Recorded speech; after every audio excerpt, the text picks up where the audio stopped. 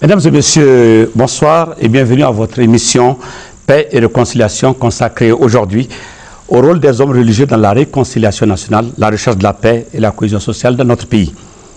Je reçois donc sur ce plateau deux leaders religieux, l'un musulman et l'autre chrétien. Deux hommes importants et même très importants, ayant une forte influence sur leurs co-religionnaires et même sur leurs concitoyens tout court. Tant leurs paroles portent et comptent beaucoup au point qu'on peut dire, aisément pour le bonheur et l'honneur des Maliens, qu'ils forment un duo presque parfait. Mahmoud Diko, bonsoir. Bonsoir. Et pour nos téléspectateurs, Mahmoud Diko donc, est un théologien de formation. Il a été, plus spécifiquement dans ce pays, imam, professeur d'arabe, directeur de la radio islamique, mais également et surtout vice-président de l'AMIPI et aujourd'hui président du Haut Conseil islamique du Mali. Monseigneur Jean Zerbo, bonsoir. Bonsoir. Je rappelle donc à nos auditeurs que Monseigneur Jean Zerbo est un théologien de formation, théologien et bibliste de formation. Il a été destiné donc à être enseignant de prêtre au Burkina Faso et au Mali avant de devenir auxiliaire de Monseigneur Luc Sangaré de 1988 à 1995. De 1995 à 1998, il fut également évêque de Mopti, puis archevêque de Bamako après le décès de Monseigneur Luc Sangaré, paix à son âme. Vous êtes également un grand théologien, vous avez été évêque, aujourd'hui archevêque. Vous êtes également dans votre fonction sociale et religieuse, responsable du dialogue interreligieux et au niveau de la conférence épiscopale du Mali, responsable de la commission justice et paix. Tous deux, vous avez en partage une valeur essentielle, c'est que vous êtes membre de l'union sacrée des religieux et membre de la société civile du Mali. Alors, Monseigneur Jean Zerbo, Alhaji Mahmoud Diko, merci et bienvenue. À vous, les spectateurs également, je souhaite donc la bienvenue à cette émission, consacrée donc aujourd'hui au rôle des hommes religieux dans la paix, la recherche de la paix et la réconciliation de notre pays.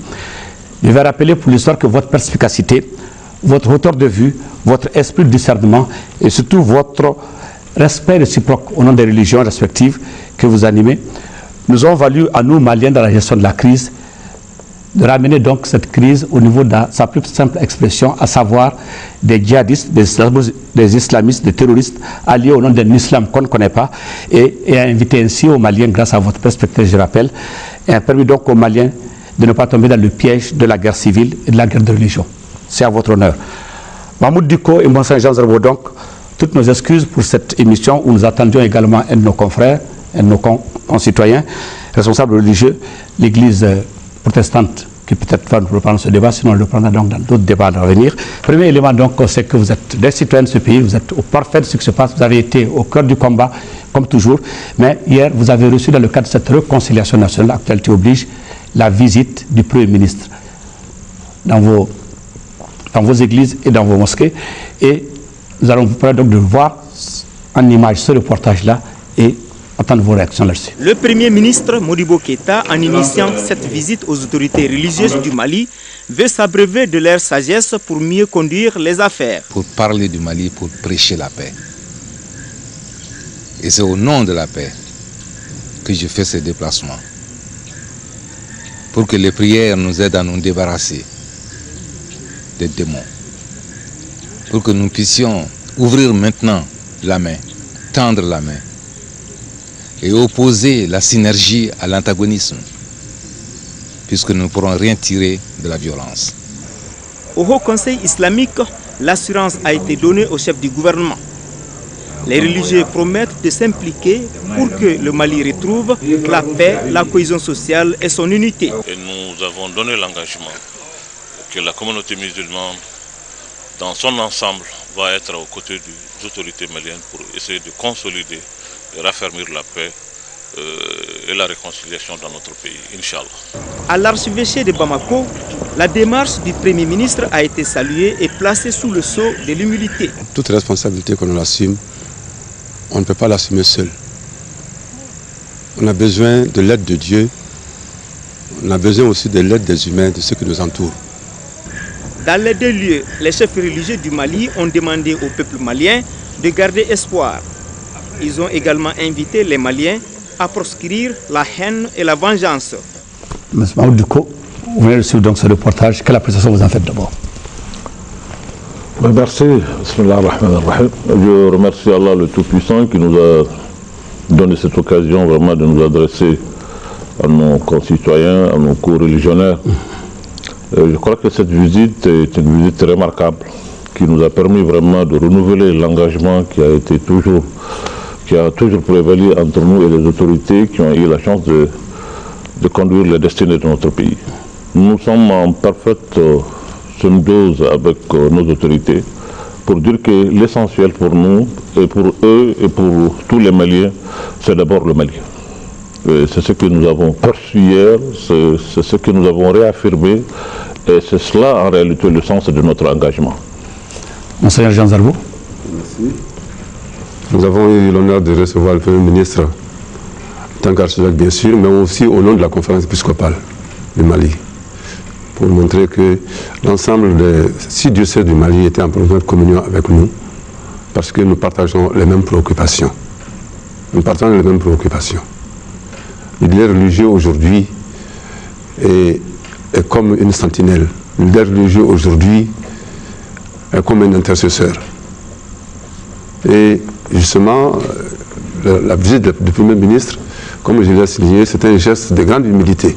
Il aurait pu dire, on m'a confié cette responsabilité, je fonce tête baissée. Mais étant donné que toute responsabilité, surtout à l'heure actuelle, la gestion des humains, c'est une mission divine, quasi divine. Et on ne peut la réussir qu'avec l'aide de Dieu. Après donc son passage sur nos frères de la communauté musulmane, le fait de venir à l'église aussi, nous l'avons assuré en tout cas de nos prières et ensuite aussi de nos conseils en tant que sentinelle. Et c'est dans cette mesure où nous serons aussi vigilants que nous pourrons l'aider à réussir cette mission qu'il a commencé avec beaucoup d'humilité. Beaucoup d'humilité, prière et conseils. Oui. On sait que les hommes religieux ont été pour beaucoup dans la résolution de cette crise, en tout cas dans la prise en compte des questions relatives à la gestion de cette crise. Vous étiez devant. Alors, de ce jour à aujourd'hui, où vous avez conduit les convois au nord, vous avez été également en contact avec ces islamistes, ces occupants. Aujourd'hui, on est au dernier document qu'on appelle donc ici le 5e round d'Alger, le parade de ce document-là. Aujourd'hui, si on vous demande un regard croisé sur cette situation, qu'est-ce que vous en dites? C'est d'abord remercier encore Allah le Tout-Puissant qui nous a permis vraiment de voir ce jour, d'être là aujourd'hui pour parler du débit. Oui. C'est vrai que c'était difficile au début, c'était laborieux, mais avec conviction et foi, nous avons fait face à cela. Ce n'était pas facile. Je me rappelle le premier déplacement qu'on a eu à faire à Ouagadougou, j'étais avec mon frère Jean Zarbo, c'était presque un saut dans l'inconnu. Nous sommes allés, qu'est-ce qu'il fallait dire, qu'est-ce qu'il fallait faire, mais en face du président du Faso à l'époque, nous avons pu trouver les mots, on a été inspiré par le Seigneur qui nous a accompagnés pour vraiment dire la souffrance des Maliens, dire aujourd'hui que le Mali a besoin de soutien, a besoin de ses frères, a besoin de ses voisins, a besoin de tout le monde. C'est le même message en réalité qu'on a apporté. Quand le pays a été occupé, je veux dire, c'est vrai que ça a été un coup tellement dur que ça a sonné tout le monde. Il fallait qu'on résiste, qu'on se mette ensemble. C'est pour cela que nous avons collecté des fonds, ici et là, dans les mosquées, dans les églises, au marché, ailleurs, mettre ça ensemble pour prouver qu'en réalité, on ne peut pas nous couper, nous. Ce pays ne peut pas être coupé, c'est pas possible. Nous sommes ensemble, nous allons demeurer ensemble. Ce pays-là est un, dans son essence, dans sa culture, dans son identité, et dans beaucoup de choses. C'est ça, en réalité, c'est cet acte-là que nous avons voulu démontrer. Aller vers les djihadistes aussi, à l'époque, vers les occupants, pour leur parler, leur dire en réalité qu'ils ont un projet. C'était pas évident aussi. Oui, bien sûr. C'était difficile, mais il fallait le faire. Mais je me rappelle encore que c'était, vous me permettez de le dire. Oui, allez-y. C'est dans la maison demeure de Ali Badi Maïga que j'ai rencontré le responsable de Mojaou avec le comité de crise de Gao et le Haut Conseil islamique régional de Gao. Et tous deux, je les salue pour tous les efforts qu'ils ont eu à accomplir et à faire pour vraiment assister et accompagner nos frères. À Gao, je suis allé visiter l'hôpital, j'ai eu les larmes aux yeux. Je vis un pays dans une situation de détresse qui fait mal. Mais il faut résister. Les larmes, je les ai eues, mais je scié les larmes. Je n'ai pas voulu que les autres sachent que je suis en train de pleurer. Parce qu'ici, il faut résister. Il faut être là, il faut être dur. Et je leur ai dit que vous avez un projet qui n'ira nulle part. C'est un suicide. C'est une aventure sans issue. Ça ne nous apporte rien. Ça n'apporte rien ni à l'islam, ni à vous, ni au Mali. Aujourd'hui, il faut revenir à la raison. Il faut nous donner le temps de faire notre pays, parce que ce que ces populations sont en train de vivre là, ici, c'est un péché. Les responsables qui ont amené le pays dans cette situation ont commis un péché. Et vous avez été à Kidal, c'est le même message que ça a apporté à Yad? C'est le même message qui a été apporté à tout le monde. Nous avons voulu dire à tout le monde qu'en réalité, cette aventure-là n'ira pas. On ne peut pas venir avec le fusil pour faire ça le Malien à être ce qu'ils ne sont pas. Non, la religion n'est pas la contrainte. Non, c'est une adhésion libre. Voilà. Et donc, le fusil, ça ne marche pas. Nous leur avons dit que ça ne marche pas et ça ne marchera pas. Au contraire, ça va nous amener énormément de problèmes. Et ces problèmes-là, par la grâce de Dieu, les Maliens l'ont vécu, mais avec dignité, qui a été saluée par le monde entier. Monseigneur Jean Zerbo. Merci. Je crois que l'implication des leaders religieux dans ce phénomène, comme l'a dit mon frère, dès le départ, nous nous sommes retrouvés. Et la première porte, c'était la porte de la prière. Parce que nous nous sommes dit, cette affaire, ça nous dépasse. Ça nous dépasse. C'est du jamais vu.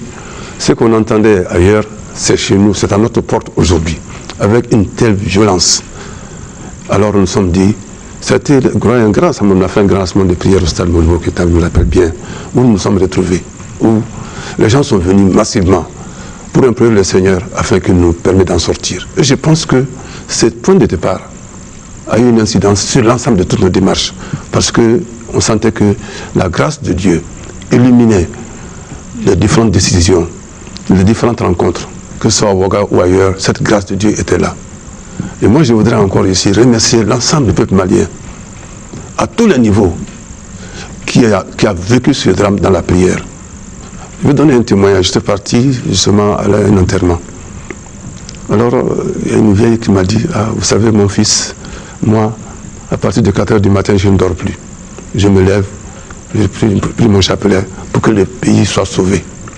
Combien de vieilles personnes, d'Abou Yesnootouye, ont porté ce drame dans la prière. Alors pour dire que ça c'est une bonne voie que nous avons voulu emprunter. Et cette concertation nous a amené aussi, en plus de la prière, justement à approcher les gens pour les parler de notre cœur, leur donner des conseils.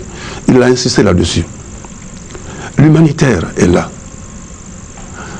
Combien de personnes viennent chez nous, chez lui comme chez nous, pour nous dire voilà la situation que je vis.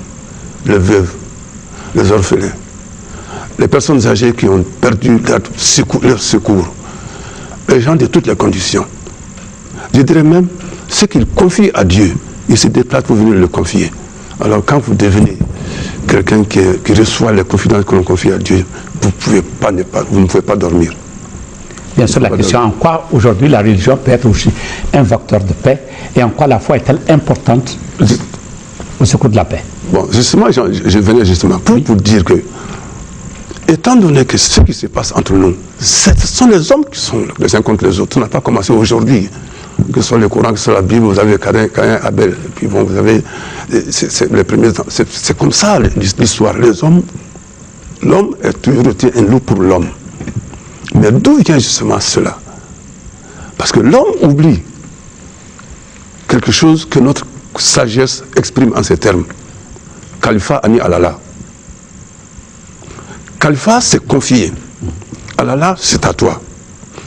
À partir du moment où l'homme prétend que lui, il est le propriétaire de son semblable, de sa femme, de ses enfants, de ses sujets, excusez-moi, il fait du n'importe quoi parce qu'il gère selon ses caprices. Mais chaque fois, et ça c'est l'esprit du mauvais, et chaque fois que habite en lui l'esprit du califat, c'est-à-dire confié, il est gestionnaire, il est détenteur, le propriétaire est ailleurs, automatiquement son comportement change. Si nous voulons sortir de cette situation, il faut que le dirigeant actuel sache que l'autorité, c'est quelque chose de confié. Fondamentalement, dans le Bambara, on dit kalfado. La vie, c'est du kalfa. L'autorité sur les humains, c'est du kalfa. Ça ne dépend que du maître de la vie. Il nous les confie. Et nous les gérons, non pas selon nos caprices, mais selon ce qu'il veut. C'est là que les leaders religieux ont un rôle extrêmement important pour rappeler aux humains notre condition humaine est fragile. Que tu sois, un jour, ça va finir. Ta puissance, ton avoir, ton savoir, ça va finir un jour parce que tout ça c'est confié, le propriétaire est là. Et dans la mesure où nous allons entrer dans cette dynamique, que cette violence gratuite qui est là, où on va pour contraindre l'autre à ses idées, sur le plan religieux, sur la politique, on est à côté de la plaque. Et le Seigneur, en ce moment, moi je dis, le Seigneur ne dort pas. C'est pourquoi il se manifeste ces temps-ci, en touchant le cœur des hommes. Les hommes ont fait le cœur de pierre que nous avions. Seule la prière peut changer ce cœur de pierre en cœur de chair. Et nous sommes dans cette optique. Tout ce que nous entreprenons, tout ce que nous prêchons, tout ce que nous demandons dans la prière, c'est cette conversion de cœur du homme. Pour que nous sortions définitivement de la logique du propriétaire et nous inscrivions dans la logique du calfa. C'est dans la mesure où cette spiritualité va se développer que nous allons trouver une porte d'entente. Porte d'entente nous amène donc à parler rapidement du paraf que vous avez vécu comme tout le monde, comme tous les Maliens, et auquel s'est ajouté donc un autre bonheur pour les Maliens, en tout cas un tampon important, la victoire des jeunes qui ont dédié ça à la paix et à la réconciliation au Mali. Là, je m'en Diko. C'est Monseigneur qui est un fan du football. D'abord, ça fait vraiment un boom, ça fait chaud au cœur. Aujourd'hui, tout acte doit, pour les Maliens, rentrer dans ça, doit être dédié à la paix. Tout acte qu'on fait au Mali aujourd'hui, on doit le dédier à la paix. Donc les jeunes gens qui sont revenus avec ce trophée pour le dédier à la paix, c'est nous rappeler. C'est pour nous dire aujourd'hui que cette paix n'est pas l'affaire seulement des grands, mais c'est l'affaire de tout le monde. Ce n'est pas seulement l'affaire des dirigeants, mais c'est l'affaire de tous les Maliens. C'est un message très fort que nous avons vécu. Mais je voulais quand même dire quelque chose par rapport à ce que Monseigneur vient de dire tout de suite, le rôle de la foi dans la construction même de la paix. Parce qu'une paix se construit, ensuite ça se consolide et puis ça se maintient. Ça se maintient. Je crois que dans la vie des hommes, dans la vie de la nation, nous avons eu des moments très difficiles. Et ces moments-là doivent quand même nous interpeller. Nous avons une démocratie. Cette démocratie doit avoir des supports. Les supports, c'est d'abord nos valeurs sociétales, nos valeurs religieuses. La démocratie est une chose que le monde partage aujourd'hui, qui a des règles standards, universelles. Mais chaque pays, chaque endroit a des spécificités qui doivent être préservées. Nous avons résisté à cette crise parce que notre peuple a des fondements. Nous avons le support qui nous a permis de rester. Et ça, nous devrons beaucoup faire attention à cela. Et tout cela tire en réalité son essence dans notre foi, dans notre religion, dans nos valeurs sociétales. Et donc ces valeurs sont extrêmement importantes. Partout où il n'y a pas ces valeurs, dès qu'il y a une crise, ça s'effondre. Si nous sommes restés solidaires, pouvoir gérer cette crise avec dignité, et avec hauteur par tout le peuple malien, c'est parce que nous sommes des hommes de foi, nous sommes des croyants. Et les Maliens sont profondément croyants. C'est ce qui nous a permis vraiment de transcender beaucoup de choses. Et je pense, encore une fois, nous pouvons avoir l'intelligence de gérer nos affaires avec une dose encore de croyance qui nous permet vraiment de résister à beaucoup de choses. Voilà. Bien. J'appelle donc à nos auditeurs qui nous suivent que nous avons aujourd'hui un débat consacré à la réconciliation nationale avec le rôle que peut jouer ou que peuvent jouer les hommes religieux. Pendant cette crise, ce qui a été constant tout au long de cette crise, c'est que les populations maliennes ont cru à la paix. Elles ont crié leur pleine adhésion à aller à la paix, malgré tout ce qu'elles subissent. Et je vous envoie donc à Tombouctou pour voir donc le premier élément de ce reportage réalisé en août 2014, où chrétiens, musulmans, population de Tombouctou sont donné la main pour faire une marche de la paix. La paix, la paix, la paix. Ces mots de paix prononcés du haut du monument de la paix à Baradiou, quartier Tombouctou, dans les langues locales et en français, consacrent ainsi l'engagement collectif des communautés de Tombouctou à construire ensemble le mur de la paix.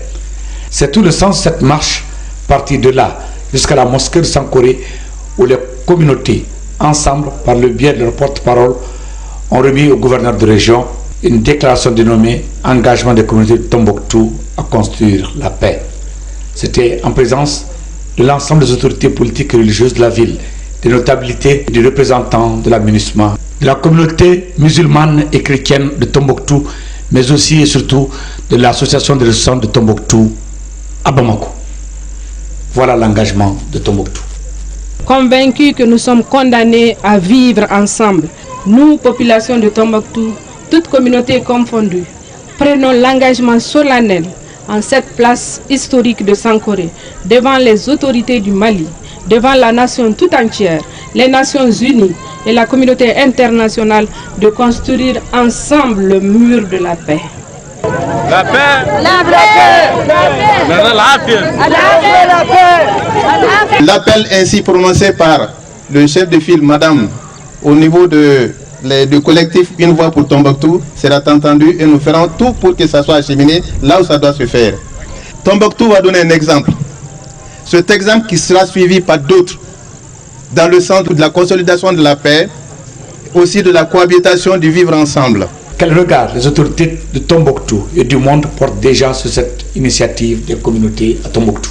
Qu'aujourd'hui, à travers cet engagement qui a été lu par Madame la Présidente, cet engagement qui personnellement me fait chaud au cœur, et je suis sûre que ça sera, Tombouctou va continuer dans la voie de la paix. Ce qu'on a vu, c'est du jamais vu. Nous avions vu toutes les communautés se donner la main, oublier ce qui s'est passé et repartir sur de nouvelles bases. Les uns les autres se sont pardonnés, les uns les autres ont promis d'oublier ce qui s'est passé et repartir sur des bases nouvelles. Donc je crois que c'est déjà un pas très important pour la réconciliation des cœurs et des esprits. Tombouctou, c'est la ville de la tolérance, et je peux vous dire que quand les événements sont arrivés, ce sont même des frères musulmans qui ont aidé les chrétiens à prendre le chemin de départ vers le sud.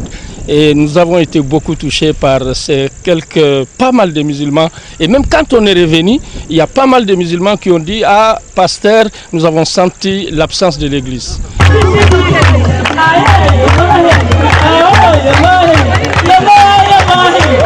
De quoi bénir une telle rencontre, une telle initiative. Au nom de la paix, depuis la place Sankoré de Tombouctou, où des prières ferventes ont été adressées à Dieu par l'imam, le grand imam de Tombouctou, Abdourahmane Ben Essayouti, pour que Tombouctou retrouve toutes les valeurs qui ont fait sa grandeur dans le temps. Réaction, Monseigneur. Bien, merci pour cette image que nous envoie à Tombouctou, que j'ai connue quand j'étais avec des moptis, de ce monument qui était, quand j'ai appris ce qui est arrivé, ça me faisait mal. Ce que nous voyons là, c'est les hommes ensemble. Ensemble, hein, j'insiste beaucoup sur cette dimension. Vous voyez, on a dit chrétien, musulman, c'est la paix. Ce que moi j'ai vu là, c'est la population. Ce sont les gens, les hommes, les femmes, les enfants, ensemble. L'administration, tout était confondu, et vous sentez que c'est habité par une seule chose, la réalité qu'ils sont, ensemble créés par le même Dieu à l'image de Dieu. Et cet Dieu, qu'est-ce qu'il veut? Qu'il vive vraiment la fraternité. Voilà que cette fraternité a été entamée de manière extrêmement grave, de 2012 jusqu'à aujourd'hui. Et les gens disent, nous ne pouvons pas continuer. Nous ne pouvons pas nous présenter devant Dieu en vivant de cette manière, en traitant de cette manière notre frère, notre semblable. Alors moi je dis, ce message justement, c'est ça qui doit nous habiter. Et les leaders religieux doivent être les moteurs justement de ce sentiment, les rallumer. Là où ça se trouve, féliciter ceux qui les portent, les encourager pour que ça aille de loin. Parce que je me dis, quand il y a un conflit, vous savez, Dieu se sert parfois des moyens parfois les plus faibles pour nous en tirer. Personne n'a le monopole de la vérité, de l'action concrète qu'il faut poser. Il nous faut être attentifs les uns aux autres. Et toute initiative qui va dans ce sens-là nous aide. Et nous, moi, je dis vraiment, ce qui est donné là, ça montre encore une fois que l'aspiration la plus profonde de chacun d'entre nous, c'est la paix. La preuve, quand on se lève, as-tu dormi en paix? Quand tu as voyagé, est-ce que le voyage s'est bien passé? La paix, je crois, c'est le mot le plus courant. Mais c'est tellement courant qu'on ne finissons par offenser par nos comportements. Ce qui nous est arrivé doit nous amener encore une fois à réapprécier la valeur fondamentale de ces mots que nous sommes tous les jours et à rajuster nos comportements par rapport à cela. Non pas à cause de l'ampleur de ce qui s'est passé au Nord, c'est le quotidien. J'augure que ceux qui sont vécus ensemble là, ça doit changer les relations dans le voisinage, dans la famille, les relations entre les pères et les fils, les relations entre les enfants, les relations entre les époux, les relations entre les voisins. Et c'est là justement jusqu'à l'échelle la plus élevée au niveau national. Et notre rôle à nous, leaders religieux, c'est de prier pour que cet esprit passe. C'est aussi de prêcher pour que cela devienne, de s'aimer cette bonne parole dans le cœur des humains. Bien, c'est bien la bonne parole dans le cœur des humains.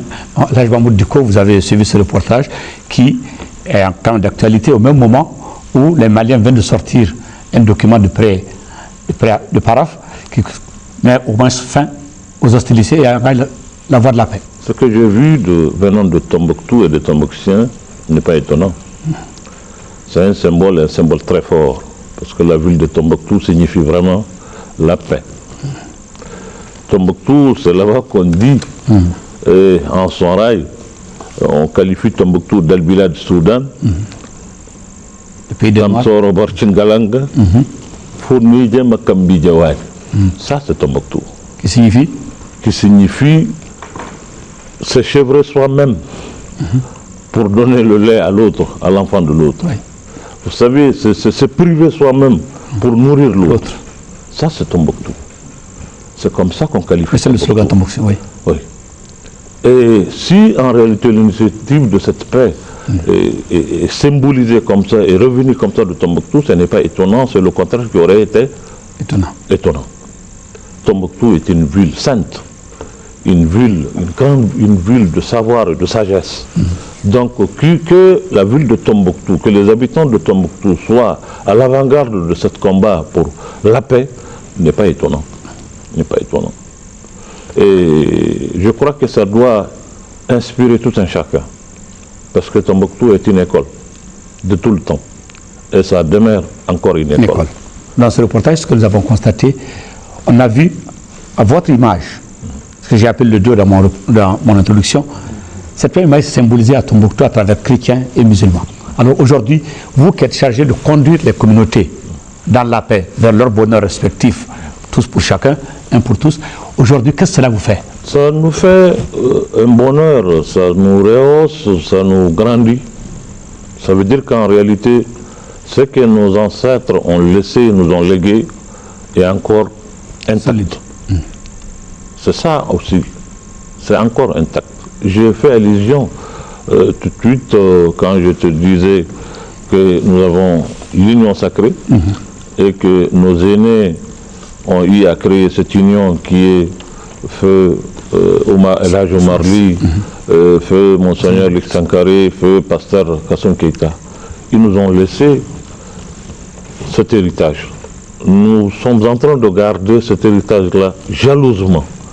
Et c'est pour cela même dans nos déplacements, tout le monde, la première des choses que les gens remarquent d'abord, c'est le fait que nous sommes ensemble, responsables religieux musulmans et chrétiens. Et en parfaite symbiose, et on se complète et dans tout ce qu'on fait et de tout ce qu'on dit. C'est la première chose qui impressionne. Donc venant de Tombouctou, que ça soit ainsi, Tombouctou qui a hébergé Barthes, qui a hébergé d'autres explorateurs que vous connaissiez, donc n'est pas étonnant. N'est pas étonnant. Et nous pensons aujourd'hui, c'est cette image du Mali que nous devrons tous garder jalousement. Et vendre aux autres. Monseigneur? Je partage parfaitement l'avis de mon frère. Ce que je voudrais ajouter, c'est, vous voyez, en Bambara, on dit ceci, il m'a ça la Djiriminka. Il m'a sécaillé là. Il dit j'ai caillé à Djoukro. L'arbre sur lequel tes ancêtres sont hissés, à défaut d'y grimper, qu'on te retrouve au pied de cet arbre. Je pense qu'il a fait allusion à l'Alliance sacrée. C'est un héritage que nous avons reçu. Et malheur au fils qui brade l'héritage de ses ancêtres. Et prier pour que nous ne soyons pas justement ces enfants sur lesquels vont atterrir ces malheurs. C'est pourquoi nous devons être vigilants. J'ai dit notre rôle dans ce pays, ce serait toujours intercesseur et sentinelle. Et dans la mesure où nous allons conserver cet héritage, travailler de manière à le transmettre à la génération suivante, que nous allons préparer dans ce pays la population à être forte. Parce que, vous savez, le vent qui souffle aujourd'hui, il est très fort. Il vient avec force, il vient avec ruse. Le démon qui nous tente aujourd'hui, il est rusé, il est fort. Alors, à nous les religieux, de nous mettre aux côtés de Dieu, de demander la grâce, de pouvoir déjouer les astuces de ce démon qui vient avec violence et avec ruse, afin de prévenir son peuple contre ce qui vient détruire notre vivre ensemble. Je disais au début que ce qui nous caractérise, on ne parle pas de messieurs, on ne parle pas de camarades. Quand moi je vois mon frère Mahmoud, je ne parle pas de musulmans, du chrétien, c'est juste là. Moi je le regarde, s'il est plus jeune que moi, je dis Dogo. Dogo est Mawa. Il va me regarder, il ne va pas dire cela, je vais un coup ceci, cela, il va dire Koro, quel est ton problème? Et si c'est l'âge de ma mère et de mon père, je vais dans cette niveau. Et on se traite ainsi. Et moi je souhaite justement. Il a insisté là beaucoup là-dessus, qu'en plus de ce que nous recevons de la Bible, du Coran, de cela, il y a ce socle fondamental qui est nommé Iradon, Sodon, Djiredon, Iradon de Nyongonte, Kaladon Faraoka. Et nous souhaitons cela pour nous-mêmes d'abord, afin que nous puissions éclairer notre peuple. Et nous souhaitons pour l'ensemble du peuple malien, c'est la voie pour aller résolument vers la réconciliation, vers la paix. La voie pour aller à la réconciliation vers la paix. Vous avez parlé également d'intercesseur et de sentinelle. Je vous invite à suivre cette fois-ci un extrait de la déclaration du Premier ministre à l'ouverture du 5e round pour parler d'Alger, où il a interpellé nommément les Maliens, responsables de ces mouvements armés qui, en même temps, prônent la paix alors qu'ils sont armés. Je vous invite à écouter le Premier ministre à Alger. Nous sommes aujourd'hui émus et fortement impressionnés par la constance et la qualité du soutien apporté au Mali par la communauté internationale. La configuration de l'équipe de médiation est un témoignage cinglant, réconfortant. Cette configuration, cet immense réseau de sympathie, de soutien multiforme, impose aujourd'hui aux parties maliennes, celles qui sont en négociation, c'est-à-dire les mouvements armés de la coordination, les mouvements armés de la plateforme, le gouvernement du Mali, de se révéler dignes de la solidarité internationale. Ces acteurs sont aujourd'hui réunis dans cette salle. Je voudrais leur dire que le peuple du Mali, dans toutes ses composantes, est en attente de leur part d'une décision cruciale. Une décision qui soulagera les cœurs et les esprits. Une décision qui limitera la misère morale et matérielle, qui limitera la peur pour le présent, l'angoisse pour le souvenir traumatisant des scènes de violence vécues, mais aussi l'inquiétude pour l'avenir des Maliennes et des Maliens.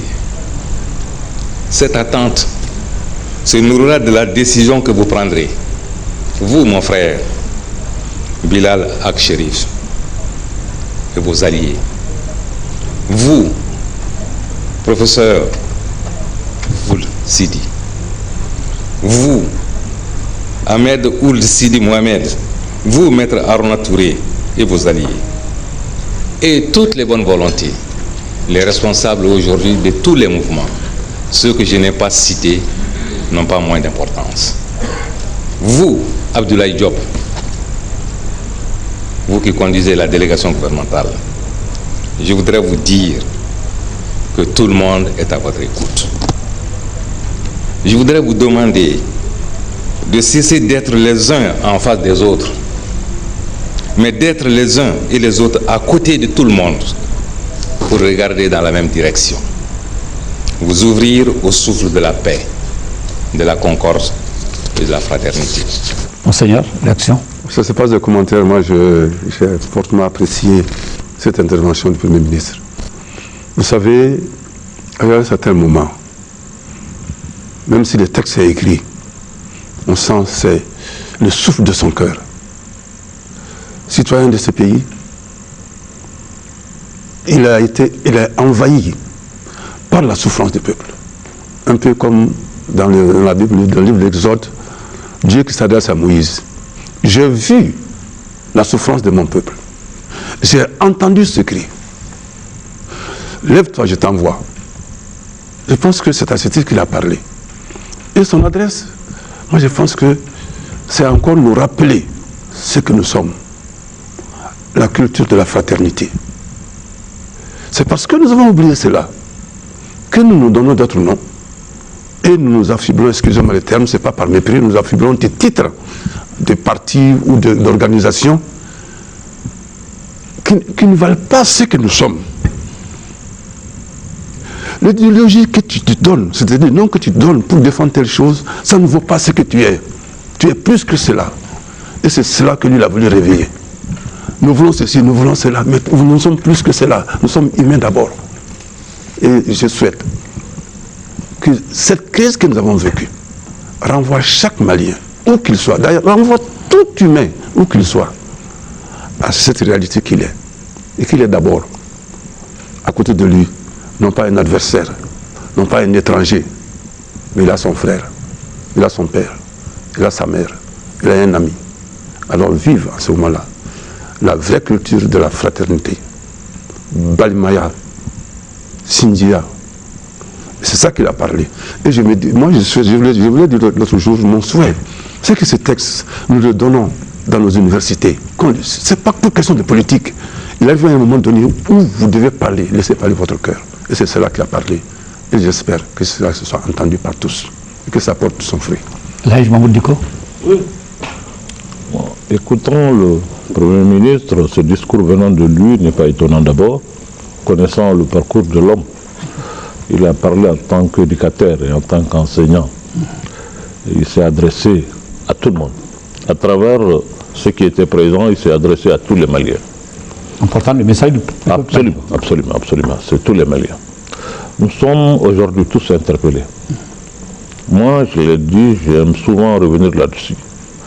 Il faut aujourd'hui que nous ayons le courage de regarder où est-ce qu'on a trébuché. Qu'est-ce qui a fait que nous sommes arrivés à ce stade, ce grand peuple, cette grande nation du Mali, avec une telle culture. Pourquoi nous sommes arrivés? Qu'est-ce qui nous est arrivé? Aujourd'hui, nous devrons avoir le courage de faire le diagnostic de notre mal. Je pense aujourd'hui que les états-majors des partis politiques, les religieux, la société civile, tout le monde dans son ensemble, nous devrons nous mettre ensemble pour voir notre parcours. Où est-ce qu'on a trébuché? Qu'est-ce qui nous a arrivé? Qu'est-ce qui a fait que ce qu'on a de si fort qui nous unit a été, à un moment donné, mis à mal? Ça, aujourd'hui, nous devrons avoir le courage de le faire. Est-ce que tous les Maliens ont conscience de ce qui nous est arrivé? Ils ont tous conscience d'ailleurs, est-ce qu'ils n'ont pas vite conclu d'ailleurs qu'on est sorti de la crise? Mais en réalité, s'ils n'ont pas conscience, nous devrons faire en sorte qu'ils en soient conscients. Aujourd'hui, c'est le rôle de tous les leaders. C'est le rôle du leader religieux, c'est le rôle du leader politique, c'est le rôle de vous, les communicateurs. Et de vous, les religieux, parce que dans le discours du Premier ministre, il a été dit se montrer digne de la solidarité internationale en tant que Malien. Absolument. En interpellant les responsables des mouvements armés, le Premier ministre a dit se montrer digne de la solidarité internationale. Oui. Ensuite, il a mis en face la souffrance des populations du Mali. Oui. cette souffrance, il a parlé de misère, misère morale. Oui. Ça, vous savez, c'est fort.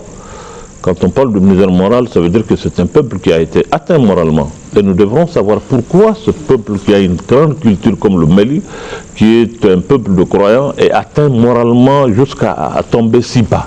Nous devrons se poser cette question. On ne veut pas avoir vraiment peur de diagnostiquer et de chercher le mal. Ça, nous devrons le faire. Moi, je l'ai dit, c'est ma conviction. Je pense qu'aujourd'hui, nous devrons en réalité, au moins, à la limite, faire le diagnostic du parcours de la pratique démocratique qu'on a eu à faire pendant un quart de siècle. C'est la même question. Pendant que le Premier ministre a interpellé nommément les Maliens qui se rejoignent ces groupes armés, quant à leur responsabilité pour la signature de la paix ou pas, aujourd'hui, qu'est-ce qu'il reste à faire? Parce que certains Maliens ne sont pas aujourd'hui revenus encore sur la table de négociation. Il s'agit d'aller à eux. C'est vous encore, vous les hommes religieux, comme vous avez été rencontrer les... Oui, absolument. Moi, je crois qu'il faut toujours aller à l'encontre de la recherche de la paix. Il ne faut jamais penser qu'on a assez fait pour la paix.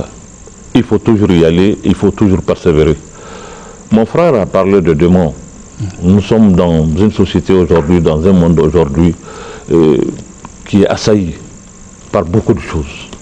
Et je l'ai dit dans d'autres propos, c'est peut-être excessif, mais c'est la réalité. Nous sommes aujourd'hui face à une gouvernance mondiale qui fait que le monde est déséquilibré et que le monde devient encore de plus en plus difficile. Et donc, ne ménagez aucun effort en réalité pour aller vers la paix. Ceux qui ne sont pas revenus, les interpeller, aller les chercher, aller les faire asseoir, leur imposer la paix. On doit aujourd'hui, le Mali doit se mettre ensemble pour exiger cette paix, imposer cette paix, parce qu'il le faut. Oui, parce qu'il faut, on se vient sur la question, parce que vous connaissez les parents de ces enfants-là. Qu'est-ce que vous allez faire ensuite? Non, il est sûr et certain que l'interpellation du Premier ministre, je pense que au point où nous sommes arrivés, il nous faut un discours encore qui redonne à la fraternité sa vraie valeur. Vous ne pouvez pas, après tout ce que nous nous sommes fait, nous entêter à aller plus loin. Je pense que nous ne pouvons pas continuer à nous entêter. Trop de souffrance. J'ai entendu le cri de mon peuple. J'ai vu sa misère. Je t'envoie. Je pense que chaque Malien doit sentir, que ce soit autour du gouvernement ou que ce soit du côté des groupes qui ont vu les révélations, qui disent, au fond, qu'est-ce que nous voulons? Est-ce que le cri du peuple aujourd'hui, en l'entendant vraiment, conscient de toute cette souffrance-là, je peux exiger de durcir la position encore, de le faire pleurer davantage, il n'y a plus de larmes. De le faire crier, il n'y a plus de voix pour pleurer. De le faire gémir, il n'y a plus rien pour gémir. Qu'est-ce que nous voulons? Nous sommes arrivés, je pense qu'on a touché le poids du temps, on a touché, c'est le fond.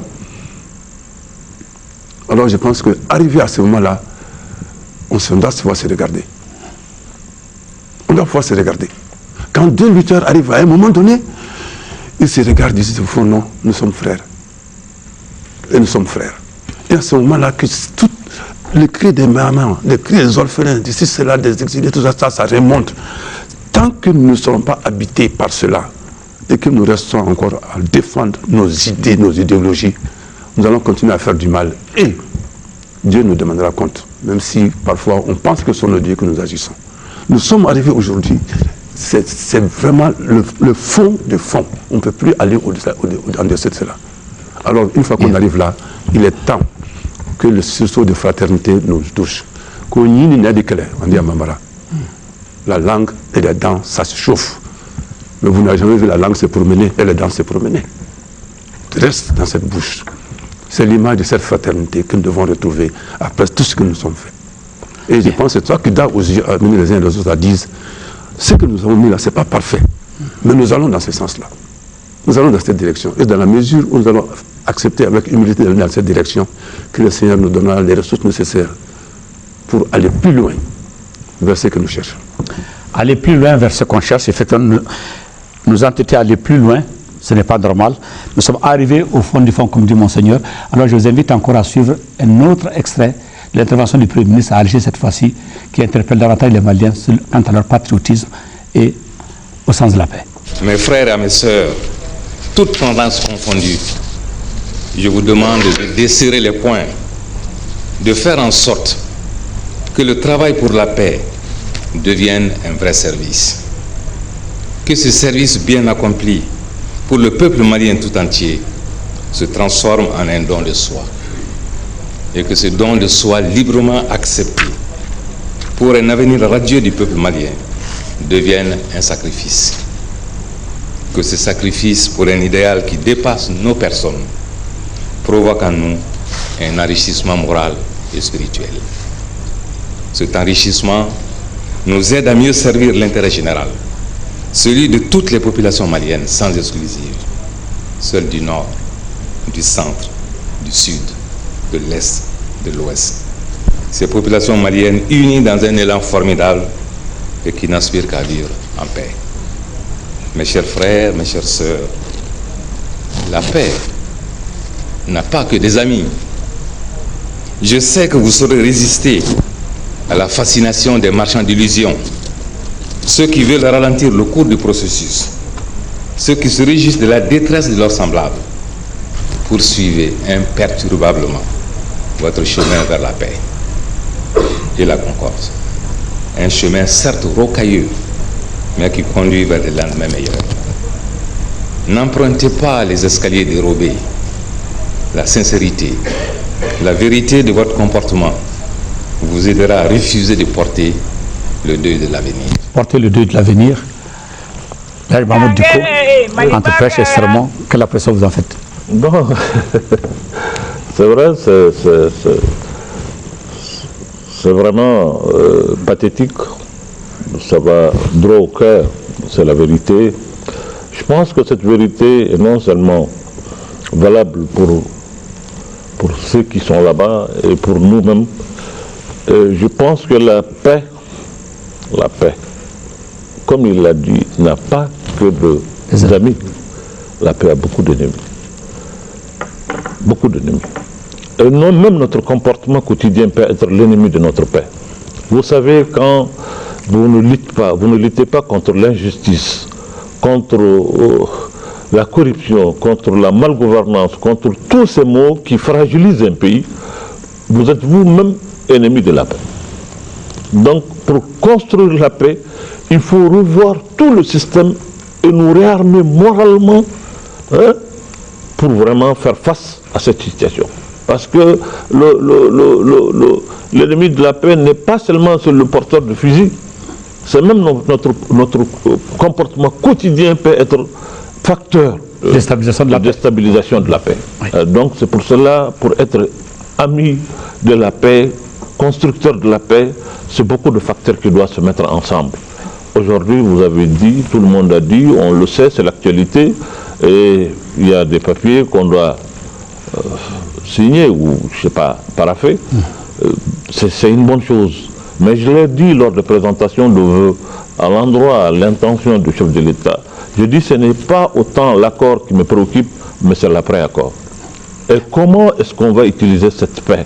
Comment est-ce qu'on va la consolider? Comment est-ce qu'on va la construire? Parce que nous avons posé des actes qui ont fait que cette paix-là a été mise en mal. Ça, nous avons aussi une responsabilité dans ça, de par les actions qu'on a eu à poser dans notre pays, qui sont la malgouvernance de notre pays. Ça a permis à tout venant de venir s'installer chez nous, d'en faire de notre pays certaines parties des zones de non-droit. Nous devrons reconnaître vraiment cette responsabilité et prendre conscience de tout cela. Et c'est tout cela ensemble, en réalité, qui va faire la paix. Monseigneur? Je partage parfaitement ce que dit mon frère. Le cheminement vers la paix passe par une exigence de vérité. Absolument. Nous parlons de réconciliation, c'est là. La réconciliation ne peut se passer que dans la vérité. C'est pourquoi je dis que la vérité, c'est l'aiguille de la paix. Ça fait mal. Vous savez, bon, nos aînés peuvent témoigner, mais depuis 60, qu'est-ce que nous ne sommes pas fait dans ce pays? C'est une réalité. Certains ont assumé, d'autres n'ont pas assumé. Et ce sont les rancœurs encore qui continuent, ces relents qui continuent. Tu vas entrer dans ces groupes-là, ils vont dire, voilà, on a fait ceci à nos aînés, voilà un peu, on vient avec des rancœurs. Donc Rabella, au nord comme au sud. Et comme il a dit, à l'époque, la gouvernance aussi a eu des dérapages. Ça, c'était la manière de gérer au niveau universel. C'était la force. Tu marches ou tu crèves, excusez-moi les termes. Bon, maintenant, on est en train d'aller maintenant dans un autre courant, c'est le courant de démocratie. On parle de dialogue, beaucoup de cela. Il nous faut accepter aussi, c'est-à-dire de humer à cela aussi. C'est cela qui va nous pertir. Mais cela ne va pas sans la vérité. Que ce qui est fait, on le reconnaisse. Une fois que nous allons aller vers la vérité, en ce moment, nous avons ces mécanismes dans nos cultures. Quand on t'amène dans le chef du village, bon, tu as tort, voilà, on te dit, voilà, si tu as tort, quand tu fais l'infraction, voilà ce que tu mérites. Mais après, on peut dire, bon, étant donné que ceci, cela, on peut arriver. Mais il faut que nous nous soumettions tous, à tous les niveaux, à cette vérité. Et c'est dans la mesure où nous allons accepter cette vérité que nous allons accéder à ce qu'on appelle la justice. Et l'amour et le pardon. Maintenant, ce discours, il le faut pour tout le monde. Pour tout le monde. Parce que moi, je me dis, comme la situation dans laquelle nous sommes là, nous avons tous une part de responsabilité. Nous, les leaders religieux, nous avons notre part de responsabilité. Chaque fois, je le dis, mon rôle, c'est d'être sentinelle. Est-ce que j'ai été un sentinelle assez vigilant? Qu'est-ce que j'ai vu comme fumée venant sur mon pays et que j'ai mal apprécié au point que c'est devenu maintenant un incendie? Ça me préoccupe. Et ça m'amène à chercher un projet de conversion par rapport à cela. Et tout citoyen, justement, doit opérer aujourd'hui à la lumière de cette grande souffrance dont les relents sont partout. Rentrer en soi-même et dire, voilà. Sinon, qu'est-ce qu'on va se faire? C'est le gouverneur qui ont fait ceci, cela, on va se jeter la pierre, mais chacun de nous a une part de responsabilité de cela. Mon Seigneur Sangha dit un bel nodo, mais ce n'est pas au même niveau. Mais ça veut dire quoi? Une fois que nous avons fait cela, la conversion intérieure va être possible. La nouvelle gouvernance va être possible. Parce que les gens seront davantage des sentinelles, non des espions, et non des escrocs, excusez-moi le terme. Ils seront des sentinelles, ils vont veiller, ils vont prévenir. Ils ne seront pas des espions qui attendent que l'autre tombe pour se réjouir. Ils ne seront pas autre chose aussi, mais ils seront cela. Et moi, je pense, dans la mesure où nous avons développé ce réflexe, le pas nouveau que nous devons franchir pour bâtir le Mali nouveau va se faire. Je voudrais terminer par quelque chose. Ce qui me préoccupe aujourd'hui, c'est vrai, la parafait cela. Dans 20 ans, dans 25 ans, que sera ce pays? Nous, le bon Dieu va nous éliminer, il va nous appeler de l'autre côté, il va nous affecter de l'autre côté. Mais ce que je crains, il ne faut pas que je laisse la chenille derrière moi. Il faut que je ne laisse pas la chenille. Et que chaque citoyen aujourd'hui doit se dire, la génération montante, qu'est-ce que je dois faire aujourd'hui pour que demain, la situation ne s'empire pas? Qu'est-ce que je dois faire pour que cet orphelin dont le père est resté au front ne vienne pas nous dire qu'on l'a menti? Et c'est dans la mesure où nous serons habités par cette perspective de l'avenir, parce que moi j'étais sûr, on va sortir de ce trou-là. Mais une fois que sorti, qu'est-ce qu'on doit faire pour éviter que les relents nous ramènent encore à tomber au fond du gouffre? Bien. À la Kantissouma. Bien, Rabbi. Et c'est ce que nous amène donc à parler de l'argument moral, du patriotisme. Oui. Vous êtes de grands patriotes, on ne vous jette pas de fleurs, les preuves sont là par mille. Vous avez été de ceux-là, de la société civile du Mali, en votre honneur. Vous avez été en Europe, tourné au niveau des chancelleries et partout, chrétiens, musulmans, protestants, leaders d'opinion, vous étiez ensemble, vous êtes partis en Europe. Qu'est-ce qui vous a amené à partir en Europe? Pourquoi? Quel message vous avez délivré par rapport au regard des autres portés sur nous? Nous allons envoyer, c'est un peu comme le Tissera. Oui. Je voudrais dire d'abord que nous remercions le Seigneur qui nous a permis de concevoir, d'organiser des PFA, d'aller et de revenir. L'initiative, il faut être clair, c'est Chérif Aïdara qui nous a rassemblés, qui a dit, ah, nous avons entendu, nous avons fait beaucoup de choses sur place. N'est-il pas temps d'aller voir ceux qui peuvent nous aider? Alors c'est ainsi que l'idée est venue, on y a adhéré et nous sommes partis. Je pense même que cette initiative a permis à l'extérieur d'avoir un nouveau regard sur notre pays. Lequel? Ce nouveau regard, les leaders religieux sont ensemble. C'est pas possible. Les musulmans et les chrétiens. Mais surtout au regard de ce qui vient de se passer en France. Charlie. Alors, et puis fait poser encore par des Maliens. Un Malien héros, un Malien diabolisé. Voilà que les leaders religieux de ces différentes confessions sont ensemble avec la société civile pour venir plaider la cause de leur pays. Ça a été quelque chose de formidable. Et moi, je pense que c'est ce que nous souhaitons justement. C'est que cette synergie qui nous a amenés, cet amour de la patrie qui nous a amenés, on n'a pas d'autre chose, hein, la misère de notre peuple, le cœur du peuple, que nous avons entendu, que Dieu a entendu, qu'il nous a renvoyé, nous sommes venus en faire l'écho, afin que des hommes, par la grâce de Dieu, trouvent la solution de en sortir. Et moi, je crois que cette mission, encore une fois, a renforcé la cohésion entre nous. Parce que nous nous sommes rendus compte que nous minimisions notre impact sur la société. On avait, je ne dis pas qu'il faut minimiser la force des politiques, mais les politiques n'est soutenues que par une spiritualité forte, c'est-à-dire l'ancrage profond à Dieu. Parce que, encore une fois, je l'ai dit, toute autorité, personne n'est détenteur de l'autorité, même si le peuple est démocratiquement, c'est confié. Alpha, moi je voudrais encore une fois, notre frère l'a dit, que nous revenions aux fondamentaux de nos sociétés, que nous fassions la différence entre les Alala et les Kalfa. Les Kalfa, tu les gères avec l'idée de ne pas avoir honte devant celui qui l'a confié. Si c'est Alala, tu en fais ce que tu veux. Dieu fasse de nous, chacun de nous justement, des gens qui vivent cette spiritualité des Kalfa pour notre plus grand bonheur, pour la grandeur de Dieu et pour le plus grand bonheur de notre peuple. Oui, moi je crois que ça a été une occasion très heureuse, d'abord pour nous, d'être ensemble pendant une dizaine de jours, tous les jours musulmans ensemble, voilà, leaders musulmans, chrétiens, société civile, et tous les jours on est ensemble, on prend les repas ensemble, on échange sur la vie de notre pays. Ça nous a vraiment permis d'avoir un autre regard sur nous-mêmes et sur notre pays.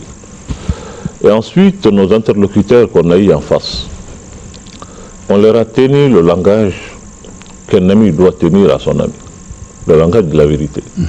Leur dire ce que nous pensons, ce que la société malienne pense de nos relations. Selon nous, qui n'est pas le diplomate politique, non, non, c'est ce qu'on leur a dit. Aujourd'hui, le peuple malien souffre. Nous ne comprenons pas le fait d'entretenir cette crise. Ça peut nous amener très loin. On leur a donné les exemples de pays dans lesquels on a créé et entretenu le pourrissement de la situation. Et aujourd'hui, c'est devenu une situation monstrueuse que personne ne peut contrôler. Il faut beaucoup faire attention.